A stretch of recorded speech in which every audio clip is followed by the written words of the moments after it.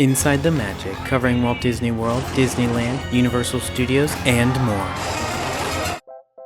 Hey, Dorian. Hey! I am Dani Fernandez. I know that you all have seen the film.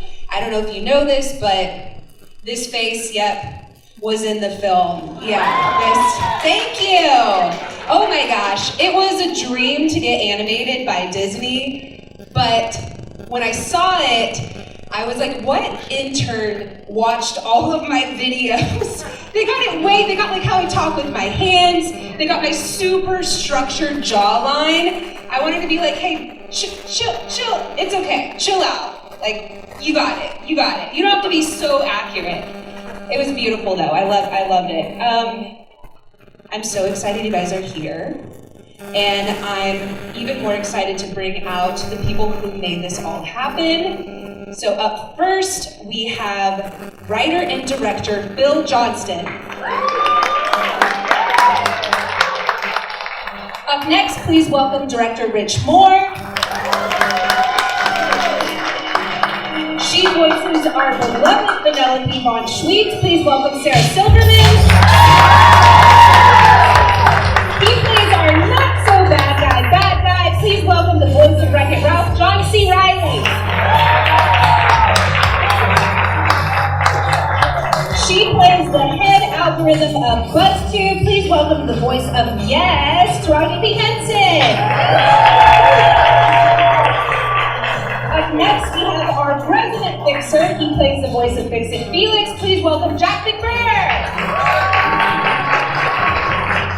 She co-wrote Ralph Breaks the Internet and voices Snow White. Please welcome Cam Brennan. Up next, he is a producer for Ralph Breaks the Internet. Please welcome Clark Spencer.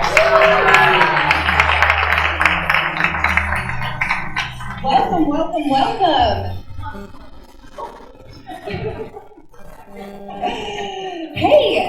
Hey guys. Dani. And ladies. Hey everyone. Hey. So I'm gonna start with some questions before we open it up to the audience. And my first question was for the filmmakers. So Wreck-It Ralph took place 6 years ago, and at the end it seemed like things were going pretty good for Ralph and Vanellope. I thought it was going pretty good. Why did you feel that you needed to revisit them? We did. And we looked at the very last line of the first movie where Ralph says, after going friendless for the whole movie and finally living a friend, and is back home and says, if that little kid likes me, how bad? It seemed at the time so sweet. Well, then as we continued to kind of think at it, we said, well, that's really dysfunctional. You know, that this guy is defining himself by what his best friend is. You know, and it's a great best friend, but what if she were not to like him? What would that mean? And so with knowing that he still had quite a bit of insecurity, he still had farther to go in the journey, and then we'd only known Vanellope for like 35 minutes or 40 minutes, so she has a whole other story. So we had to keep going. And so you put them in the internet, which is, just a place of positivity and happiness. Perfect place for a character who's insecure about himself. Yeah. So how did you, visualize what the internet was going to look like? The simplest comp is, after several horrible ideas that didn't really make sense, we finally landed on something where we thought of it like an old city like Rome or Istanbul, where the ancient city is buried deep beneath, and then they build a new version on top of that, and a new version on top of that, like that. And that's kind of actually what the internet is. You go down to the website and you find cat memes. Yeah, AOL, dial-up, dogs, Below, the dogs on trampoline. But that's how we envision it, like a city that is multi-layered with the newest, biggest websites are up on top, and then the old forgotten stuff is on top. Pam, I had a question for you, because you got to voice Snow White, who's like the OG Disney princess. Yeah. And so can you tell us a little bit about your favorite moments from the princess scene and how that kind of changes with Vanellope being added to that? Well, it was amazing to be able to work with all the original voice actresses to come back and add everything that they bring to the characters. And, you know, what a dream come true to have Vanellope von Schweetz now officially part of the canon, which was the whole point the whole time, like, the hoodie princess reigns supreme. Oh my gosh, it was so beautiful getting to have like the princesses that my mom grew up with, the princesses that I grew up with, and now the princesses that my niece is growing up with, like all under one roof. Speaking of a ton of ladies, Jack, so Thank you. that was the perfect transition. So Fix It Felix is now a married man. He's married, but him and Calhoun took in like 15 preteen racers when Sugar Rush was unplugged. I mean, what is going on? We bit off way more than we could chew. And just due to the circumstances, Calhoun and Felix to bring in all of the kids from the racing game. And after a few years of marriage, they experienced some tension and some stagnation. So now they're thrust into these new circumstances that really force them to not only evaluate how they feel about each other, but what their preconception of what parenthood could be. Right. Reality. Instead of getting a dog, they got 15 preteens. Yeah. Smart. Just the thing. So much poop. True, a lot of bathroom time. Taraji, we got to have, yes, she's now joining us in this cast. She's such a vibrant, beautiful character. I'm really excited to see everyone's cosplay at the cons of her. So can you talk a little bit about what it was like getting to play that character and how she interacts with Ralph and Vanellope? First of all, visiting the character in the Disney animated film. Check. Thank you. I just thought she was incredible. I mean, when Rich and Phil brought her to me and explained to her, I was like, this is a no-brainer. I mean, she's a go-getter. She's the head of a company. She's no nonsense. She has heart. My favorite scene is when Ralph finds himself in the comment section, the comment room, and she comes in and she tells him that it's not you, it's them. They're hurt, so they're hurting you. It grounded the film for me, and it grounded the character for me. Made her multi-dimensional, and I just like, and then getting to voice with amazing other actors. I mean, it's just a no-brainer for me. Yeah, I was going to say I related to that quite a bit being online, and something that I think that everyone needs to see as far as dealing with like toxicity online. John, I wanted to ask because Ralph is a vintage arcade character, so what was that like for him to be thrust into the internet? Well, I'm a vintage human being. I wouldn't guess from the outfit. Yeah, I mean, the character was initially even conceived as a fish out of water kind of character, and that was a lot of what we played with in the first film. Was how does Ralph behave, or how does any video game character behave in a game that's not his own? And then the internet is this literally infinite landscape. So I don't know. There's a lot of really fun metaphors that we're also playing with in the film. And this idea that the arcade is like the childhood kind of arena of their friendship, and the internet represents this sort of larger world beyond as they grow and mature.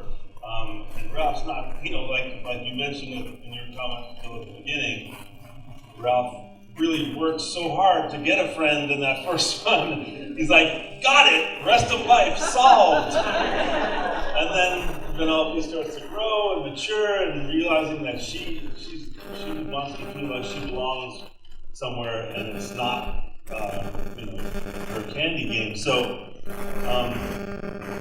I think a lot of kids and adults are finding a lot of stuff in the film that they can really relate to in terms of the way relationships evolve, So I think there's something here for a lot of people, and certainly a lot of jokes that operate on a lot of I did want to go ahead and open it up for press now to ask questions. Oh, yep, you sir, I saw your hand go up first. Hi, Stephen Schaefer, Boston Herald. Great film, really amazing. Sarah and Ralph, the chemistry. He's become his probably favorite characters now. The chemistry is so terrific, really. What was it like to go back, and did you work together in the recording booth? Did you both do it separately, and were there a lot of improvised things that became part of the movie? We did it together.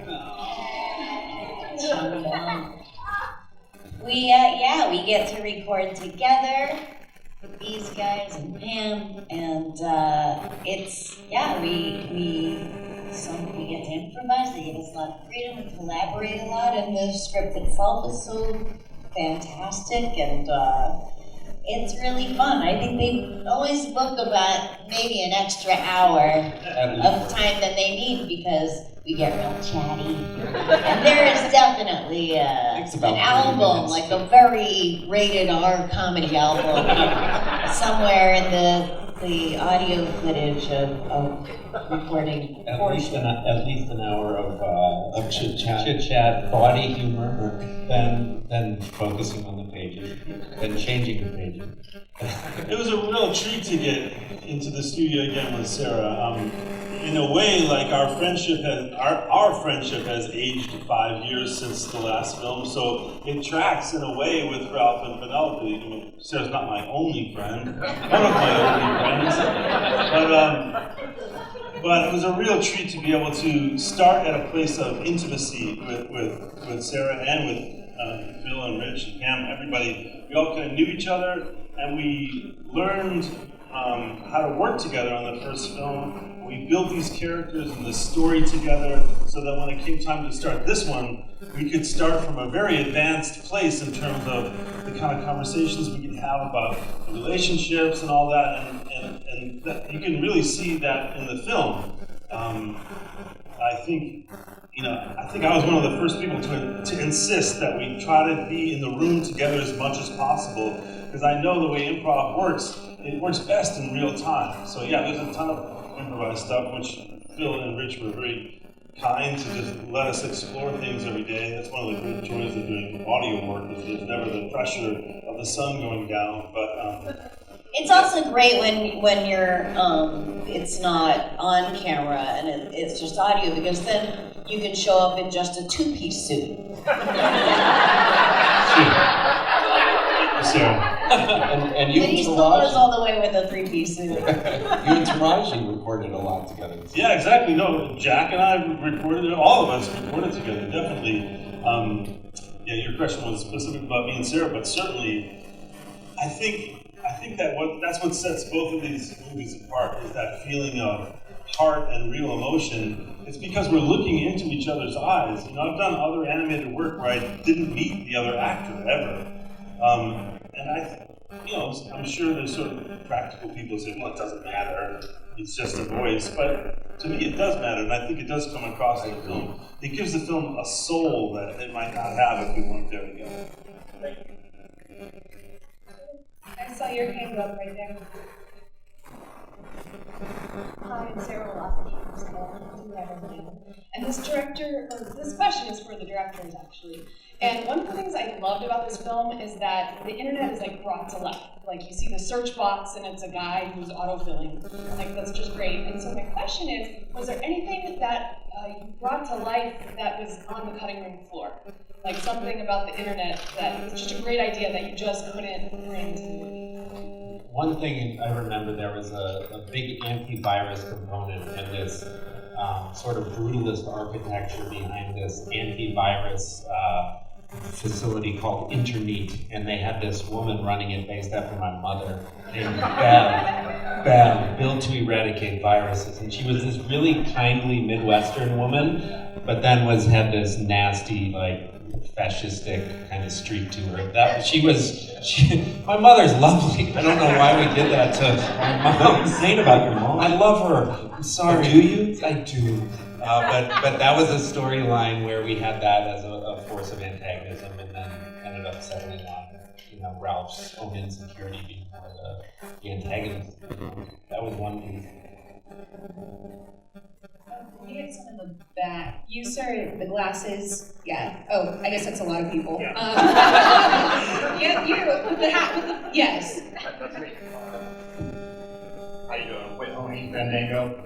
My question is, so throughout time, storytelling, the best storytelling, has usually had some component of social commentary. And that is something that Ralph Breaks Internet does not shy away from. And I'm curious as to how you decide which social issues to feature, and then do they impact the story or vice versa? Well, I went into the I'm sure everyone has something to say about this, but I jumped in first. I went in and met with the animators a couple times to talk about the way Ralph moved, and also just to check in with them and establish a relationship with them so that I could feel like I was working in concert with them. And I remember this one really moving conversation I had with them where I realized, the internet is the central issue of our time. Our relationship to this technology, its power, and its effect on us, we don't even quite understand yet. It's as powerful as like a nuclear bomb, but it uses other means. So it was really exciting in the context of an entertaining Disney film to be able to talk about some of these issues in a really real way. Its effect on people. Why do we crave the anonymous acceptance of people we don't know? All of this stuff. The way we're bombarded with commerce on the internet. So we made this fun, entertaining story, but I think, certainly you must have asked this question for this reason, that you come away from the film thinking about some of the most important issues of our time. Yeah. Anyone else? What is it? Killed it. Yes, you right there. So the movie plays around with the word insecurity, from the internet and the security of the games to Ralph's own personal insecurity. So I want to know, what are your insecurities? So third therapy session.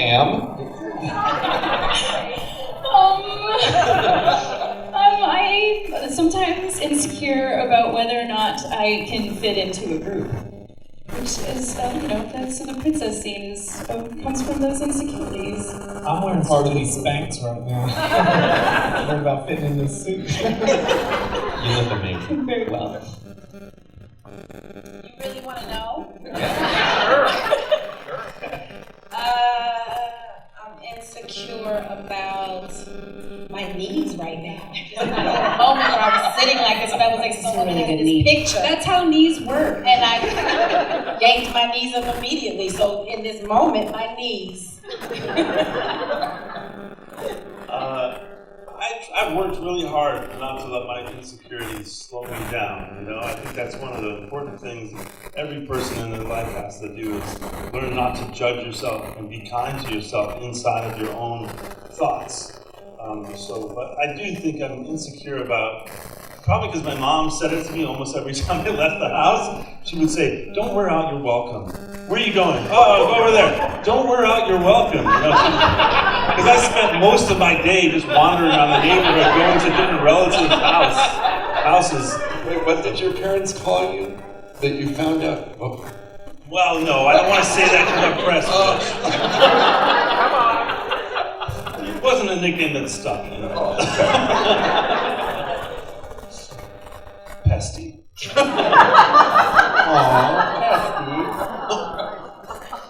I turned it into a very lucrative career. Insecure about?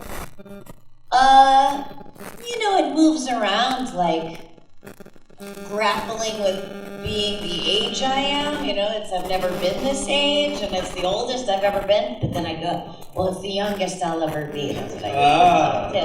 And then, how I'm supposed to be, and then I go, however I am. I have conversations with myself where I'll go see the cellulite in my thighs. I go, ugh, and then I go, I'm strong and my body works. So I love these thighs. These thighs help me stand and walk and move. So whenever I pass, like I live in an apartment building and there's a mirror by the elevator, and when I pass it, I make myself go like this.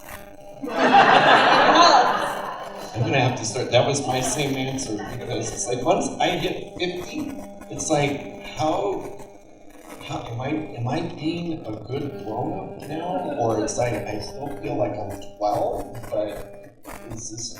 Am I doing this right? It's the exact same thing that we're talking about. The devil's been everything. Clark? I think the interesting thing when you launch onto these films, you don't really know how it's all going to be.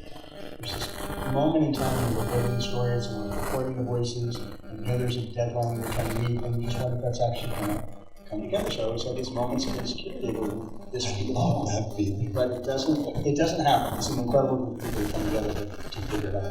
That was a work insecurity. We need to be very personal. How about a personal insecurity, Phil? Honestly, well, it's real. I was depressed and anxious for years and was afraid of that. And I think Ralph probably had some of that stuff coming from my struggle with that. And here I am talking about it. And weirdly, that song at the end, that Imagine Dragons song, is all about that. Like, opening up about all the foibles we have, the anxiety, the depression and stuff, and talking about it. So these are more than this. I struggle with those things too, Phil. I'm with you. I struggle with those things too. Yeah, I think everyone out here did. Yeah, I was going to say, as much as Twitter gets a bad rep for good reasons, it is a place where I felt like I've been open about mental health issues and my own issues, and found a good community of people that are supportive of that. I want to get another person over here, so I'm not favoring a side, I'm paying attention. We are talking about a cartoon movie, right? Okay, let's get back to that. Yes, right in the front. Yes. Hey y'all, I'm Paula Renata, the Kirby film critic. The internet is 20 years old, right? So I'm wondering, what is it for each one of you that you wish we could go back to pre-internet? Something that you missed pre-internet that you'd really like to get back to? Kids going outside, being home when the lights come on. Go outside and play. Use your imagination. How about that? I don't remember phone numbers anymore. I can't tell you any phone number besides my own. And I'll tell you now. You're good. I've gotten so lazy I don't even memorize my own. It's embarrassing. Look at them. This broadcast TV, where it's like you had to see the show when it was on, and if you missed it, you missed it. Yeah, I would say, jumping off of that I miss a time when we were all, even though it's wonderful to have all these choices of what we focus our attention on, it was a very good thing to have something an objective truth. You know, this is what's going on in the world, this is what we are all dealing with, instead of all these versions of what's going on in the world, depending on what sites you visit. I think the human race could use a unifying way to communicate again with that. I know this was terrible. I think it worked out. I can't remember, but we all came together like baby Jessica was in a well. It did work out. It did. Everybody tuned in, everybody was concerned, she was everybody's kid, you know? Yeah. I feel like quite a few kids fell into wells. There was a Nobody falls into wells anymore. There was a trend. This story was about Vanellope falling in a well. I remember that draft. Yeah, it was a good one. It was poorly received.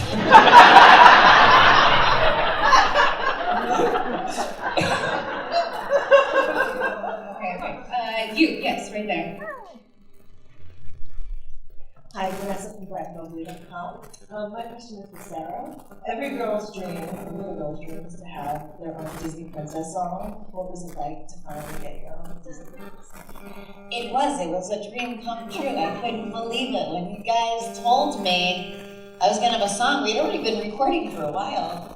And I couldn't believe it, and music was written by Alan Menken, and I got to meet him and work with him and rehearse with him, and he he played Somewhere That's Green for me to sing from my favorite. He wrote Little Shop of Horrors, my favorite, you know, and of course it's like this Disney icon of iconic songs.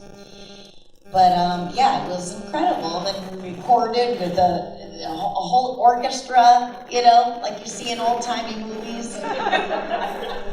It was crazy. It was really a thrill of a lifetime. La la, me. It was Sarah. Just like, I didn't know you couldn't sing. Is it too late to give Yes a song? No. Yes, you in the corner right here. Yes. Question for the directors tonight. Could you just discuss, was there ever a point in putting this together that this was going to be called Ralph Breaks the Internet? Yes. Can you explain then why you picked the other one? Well, it's one of those conundrums where no matter what you call it, someone's going to say, well, but shouldn't it be Ralph Breaks the Internet, since that's the expression, and since we liked that it has a dual meaning of him going viral and then also actually destroying the internet, we thought, well, let's go with that. Let's go with Ralph Breaks the Internet. Knowing though that there would be backlash, it would be called, you know. Yeah. I want to get someone in the back. Yes, you right there. Your glasses, I think you're wearing purple. Yeah. Periwinkle. Dusty Rose, actually. Well, congratulations. Nice to meet you, Dusty. What's your question? First of all, congratulations. A great job, everyone. But I'm gonna throw this out to Phil and our 12-year-old director here. With every Disney film, we see new heights visually, which is attributable to new technologies. Here we get to see the King Kong Ralph get created, which obviously is now a further advancement of what we saw in Big Hero 6 with microbots. So I'm curious, what technology has come along that enabled you to do something here that you would not have been able to do if you had done the film any earlier? Clark, do you want to answer that? I mean, he's more articulate this time. Well, you know, I think there's two things that ended up happening. One is technology is just improving in terms of the ability to render faster, which is a big key component to it. The second thing with Kong Ralph, which is really interesting, we had to change our pipeline paradigm. We had to actually not let it be something that would happen at the end of our process, but have 4 departments come together to work in tandem with each other. So it's really the effects department, lighting, animation, and crowds, who all came together to work as a team, which is outside of the pipeline we usually use. And then the third piece is technology came in and really figured out a way to make sure that the characters don't interpenetrate each other. That was going to be the biggest, most complicated part of it. Yet there's 50,000 Ralphs in that Kong Ralph, and to make sure that they don't actually interpenetrate in any shot that we're actually looking at. So there were many pieces of the puzzle that had to all come together to create that. And it's a story where the directors had this idea and the story artists pitched it, and then you wonder again, is it something we're going to actually be able to realize in time? And it was an incredible process to actually watch come together. Also, there are 50,000 in the close-up. There are 300,000 total. Just yes, 300,000. Thanks for not penetrating me.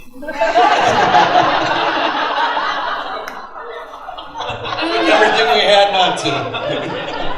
It was tempting. Hi, I'm Tara Majors. I'm with Muse TV and USC Hanford. So this movie just touched on so many themes: cyberbullying, self-confidence, all that stuff. And I just can only think what kids are taking away from this. So you don't need to answer the question, but what do you think kids are going to take away from this movie? Well, one of the things I hope they think about is when you have to start a new school or your friendships change and you move into a new place, that fear that you have that everything will be different and you'll never know those friends again, that we really thought about that shift in life. Because it keeps happening no matter how old you get. You move into a new place and you meet new friends. And you don't have to lose your old ones.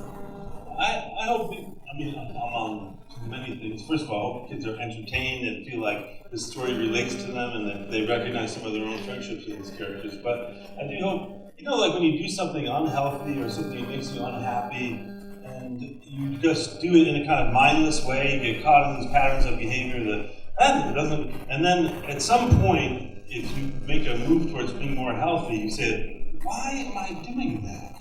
Why am I doing that?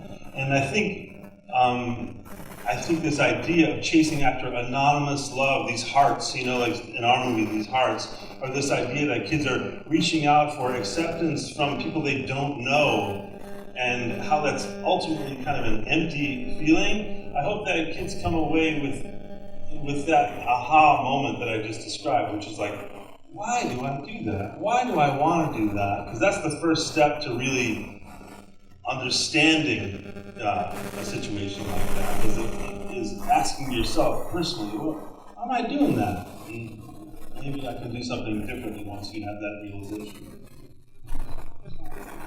I always liked it when I was a kid, films that made me realize I'm not the only one that does these kinds of things or feels this way. Because I think, like with depression, with like anxiety, with a lot of these issues, even bullying, there's a component of that it's shameful, you know, and that we shouldn't talk about it, and I've got to keep it to myself. And as a kid, when I would see a movie where I saw a character going through the same things that I was, it made me feel like, man, I'm not crazy, I'm not a freak, the only person on board feeling these things. I wanted to get some, is there more in the back that I can't see this way? Oh, you, yeah, sorry. Alex from BlackandPigs.com.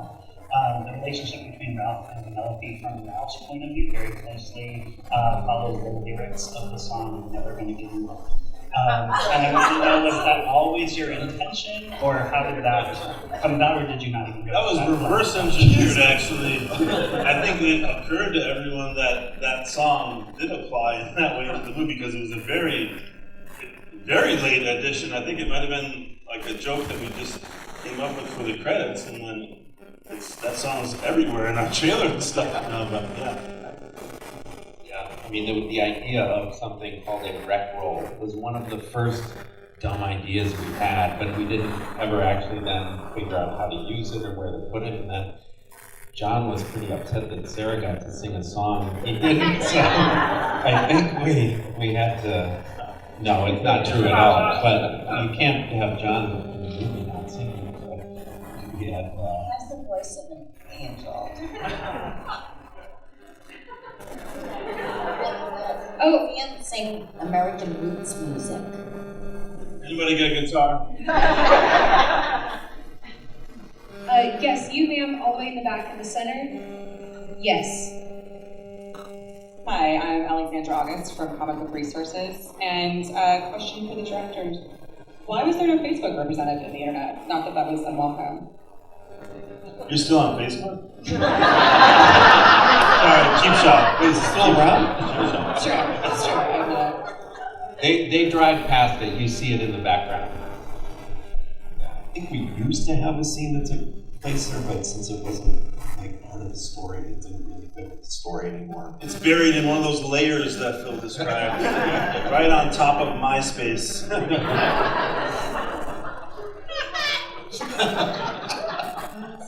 Yes, you in the front. Hi, I'm Catherine Felix. We saw the movie last night. And my 5-year-old, when we left the movie, when we were in the car, he says to me, you know, Mama, it's better to tell the truth so you don't hurt someone's feelings. And we had a whole long conversation about the movie, and it's amazing when we were talking about the takeaway. And he was recently bullied, and so we were talking about that. It was amazing. But my question is, I want to share that with you, so you hit home run. And that just made the 3.5 years working on it. You hit it home run. So thank you. I will let him know. I will show the video. And Sarah, I wanted to know, how was it working with Gab? Did you guys do it together, or did you? I wish I could say that we did, but we didn't, because she has been shooting this movie called Wonder Woman. It's not doing well, but so yeah, that was one where we couldn't record together, but I adore her. Let's follow each other on Instagram. Whatever. Never researched. and I 3 or 4 times while she was shooting that aforementioned film there over the last year. So we went a number of times and worked with her. So it was the one exception where the actors weren't together. But man, you couldn't meet a nicer, humbler woman. She's really cool. You in the back. On the side. Yep. Sorry, should I get, you have like a strap going across. I'm gonna get really specific. With the side bangs, side swept, yes. That's me. Hi. What are your insecurities? Well, I got them too, so we might. It's me from Harlem Inspire. I have a question to Sarah. Could you talk about more about your relationship with internet? Because it's many people kind of like too much get into the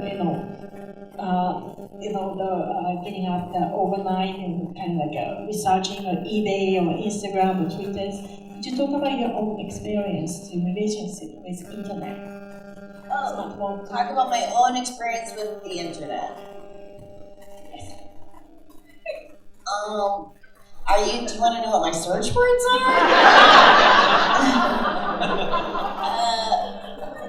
It's funny, years ago, I have a group of friends that we play poker together, and one of them was like, you've got to check out this thing, Twitter. I'm going to take a picture of us and post it on Twitter, and people will comment on it. And I go, oh, jeez, this is the latest technologies, and I made fun of them, and then one day I was listening to the radio and they said, follow us on Twitter, and I wanted to hear more about that story, and so you have to log on, and then that was it. Gateway drug. It is a gateway drug. Well, for a comedian, it's a great place to try out jokes or like places where you just have a funny thought and you want to put it out there or whatever, and then it became the place where I take in my news, and now I wantonly look back on the times when I was funny on it. But yeah, it's something like, I think the internet, because it was new for us, kids, it's all they know, and they probably, I wonder how, in what ways that's good and bad, but we had to learn how to navigate it and how to protect, ourselves and what we can handle and what we can allot ourselves. It's like anything, there can be way too much of it. It's nice as a treat, and there are bells that can't be unrung that probably happen a couple times in a week or so, or a day, or in the middle of the night.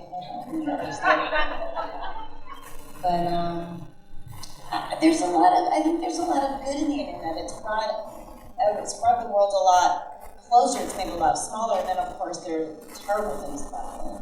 A lot of misinformation. This new world of chaos and lack of knowing what is true, I would attribute to the internet, but also learning truths about other people that I have never known, culturally, like waking up to my own white privilege had a lot to do with the internet, for what it's worth, but yeah, it's a very complicated relationship with the internet that I think we all have, and we have to try to find a healthy balance.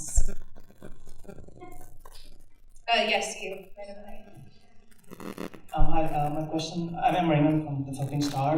My question is for the producers. So, it's rare for Disney to have a sequel. So, Rock is back on the internet now. So, what's next for Rock? Is there going to be a story on it? Ralph changes the bio. That is all of our time. Thank you so much for coming to the press conference for Ralph Breaks the Internet. Please